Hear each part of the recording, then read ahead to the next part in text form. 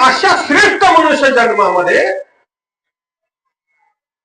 दुःख द्यायचे प्रारब्ध कसं तयार होते, तर त्याची काही कारण आहे. त्याच्यामध्ये हे पहिलं कारण आहे अज्ञान. अज्ञान बाधक आहे, अविद्या बाधक आहे, बंध नाहीये. अज्ञान असलं ना, माणसाचं जीवन हळूहळू अज्ञान दुःखाच्या काळोखाकडे जातं. म्हणून अज्ञान नसावं. मी खूप मोठी थोर माणसाच्या जीवनात घडलेली घटना सांगतो. काय झालं, जुन्या काळामध्ये शिकलेली माणसं राहते आणि मुंबईला त्या सदग्रस्ताची बहीण राहायची.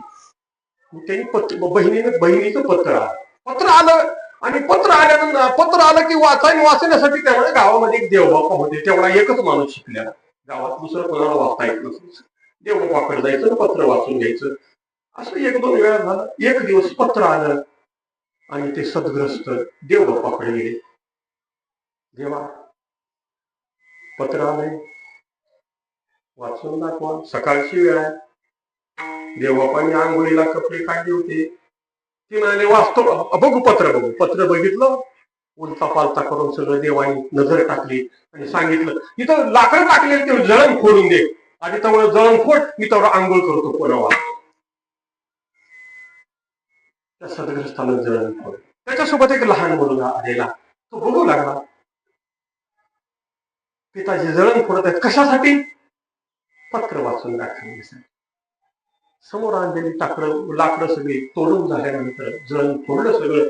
एवढ्या त्या देवबाबाची बायको घरातून आली, म्हणाली, अरे एवढं पुरतं का?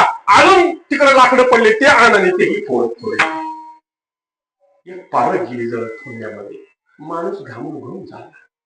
त्याचं सगळं लक्ष त्या देवबाबाकडे. देवा, आता पत्र वाचून दाखवा की. आणि मग देवबापाचं स्नान झालं, पूजा झाली आणि देवबापा आले आणि म्हणाले, तुझी बहीण मुंबईत राहते का?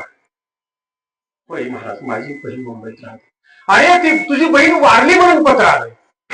एक वाक्य सांगतो. कशाचा परिणाम आहे?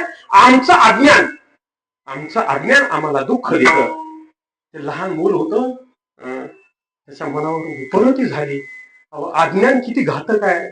आणि तो मुलगा एवढा शिकला, पुढं आपल्या महाराष्ट्रात कुलगुरू झाला, कुलगुरू. मी कशासाठी तुमच्या पुढे प्रतिपादन केलं? माणसाच्या जीवनात अज्ञान हे जीवनाला दुःखामध्ये नेऊन टाकतं आणि जीव हा अज्ञानाच्या मुळेच दुःख भोगतो. एक पहिलं कारण आहे.